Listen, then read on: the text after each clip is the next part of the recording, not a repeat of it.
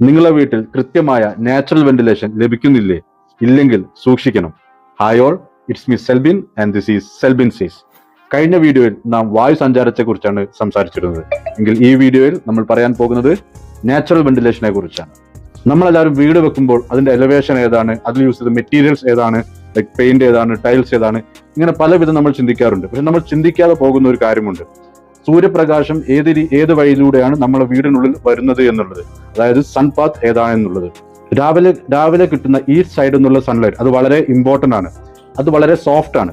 അതുകൊണ്ട് തന്നെ നമുക്ക് ഒരുപാട് ഹെൽത്ത് ബെനിഫിറ്റ് അതുകൊണ്ടുണ്ട്. അപ്പൊ നമ്മുടെ മൂഡ് എലവേറ്റ് ചെയ്യാൻ, നമ്മുടെ ലൈക്ക് സ്ലീപ്പ് സർക്കിൾ ക്ലിയർ ചെയ്യാൻ, അതുപോലുള്ള പല പല ഗുണങ്ങളും നമുക്കുണ്ട് ലൈക്ക് ഈ സൈഡിൽ നിന്ന് വരുന്ന സൺലൈറ്റ് കൊണ്ട്.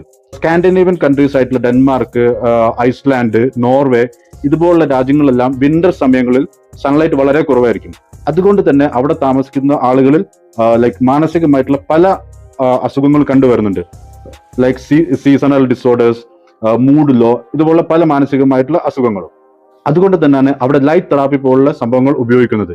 സൺലൈറ്റ് എന്നുള്ളത് ഒരു ലക്ഷറി അല്ല, അതൊരു നെസസിറ്റി ആണ്. ഇനി മറ്റൊരു ഇമ്പോർട്ടന്റ് കാര്യം, ഇപ്പൊ നമ്മളെല്ലാം രാവിലെ എഴുന്നേറ്റ ഉടനെ എല്ലാ വിൻഡോകളും തുറന്നിട്ട് അതിലൂടെ സൺലൈറ്റ് വീടിന്റെ ഉള്ളിൽ പ്രവേശിക്കുകയാണെങ്കിൽ അവിടെയുള്ള മോയ്സ്ചർ കണ്ടന്റ് കുറയ്ക്കുവാനും ലൈക്ക് ബാക്ടീരിയ, ഫംഗസ് പോലുള്ള കാര്യങ്ങൾ ഇല്ലാതാക്കാനും അത് സഹായിക്കുന്നു. അതുകൊണ്ട് തന്നെ സൺലൈറ്റ് ഒരു ഡിസ്ഇൻഫെക്റ്റന്റ് ആണ്. അതുകൊണ്ടാണ് ഞാൻ എന്റെ ക്ലയൻസിനോട് എല്ലാവരും പറയാനുള്ളത്, നമ്മൾ ബെഡ്റൂം പ്ലേസ് ചെയ്യുന്ന സമയത്ത് ഈ സൈഡിൽ തന്നെ ലൈക്ക് പ്ലേസ് ചെയ്യണം എന്നുള്ളത്. ഇനി നമ്മൾ വെസ്റ്റ് സൈഡ് എടുക്കാം. വൈകുന്നേരങ്ങളിൽ നിന്ന് വെസ്റ്റ് സൈഡിൽ നിന്ന് വരുന്ന സൺലൈറ്റ് വളരെ ഡേഞ്ചറസ് ആണ്. അത് വീടിനുള്ളിൽ കയറി കഴിഞ്ഞാൽ അവിടെ ഒരു ഹീറ്റ് ട്രാപ്പ് ഉണ്ടാക്കുകയും നമുക്ക് വളരെ അൺകംഫർട്ടബിൾ ഒരു സോൺ ആയിട്ട് അത് മാറുകയും ചെയ്യും. അത് മാത്രമല്ല AC-യുടെ ബില്ല് കൂടും, ഇലക്ട്രിസിറ്റി ബില്ല് അത് മൂലം കൂടും. അങ്ങനെ പല വിധമുള്ള ഇഷ്യൂസും ഉണ്ട്.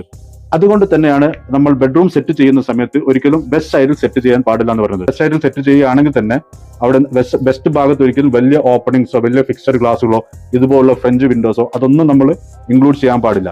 ഇൻ കേസ് ഇനി ഡിസൈനിന്റെ ഭാഗമായിട്ട് അങ്ങനെ ഇൻക്ലൂഡ് ചെയ്യണമെന്നുണ്ടെങ്കിൽ തന്നെ നമ്മൾ എന്ത് ചെയ്യണം, അതിന് കൃത്യമായിട്ടുള്ള പ്രോപ്പർ ആയിട്ടുള്ള ഷെയ്ഡുകൾ, അല്ലെങ്കിൽ പുറത്ത് ലൈക്ക് നമ്മൾ പ്ലാന്റ്സ് കൊണ്ട് ഒരു ബാരിയർ കെട്ടുക, ഇതുപോലുള്ള സംഭവങ്ങൾ ചെയ്തിട്ട് മാത്രമേ നമുക്ക് ആ ഒരു സൈഡിൽ വിൻഡോ കൊടുക്കാൻ പാടുള്ളൂ.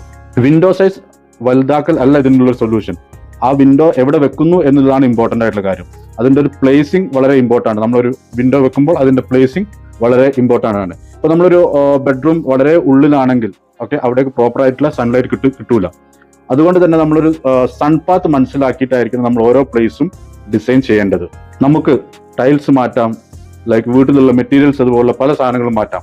പക്ഷെ നമുക്ക് ഒരിക്കലും നമ്മുടെ വീടിന്റെ ഓറിയന്റേഷൻ മാറ്റാൻ പറ്റുകയില്ല. അതുകൊണ്ട് തന്നെ വീട് ഡിസൈൻ ചെയ്യുമ്പോൾ കൃത്യമായ ഓറിയന്റേഷൻ പാലിക്കുക. ചുവരുകൾ കെട്ടുന്നതിന് മുമ്പ് സൂര്യനെ മനസ്സിലാക്കൂ. Bye, it's me Selbin and this is Selbin സീസ്.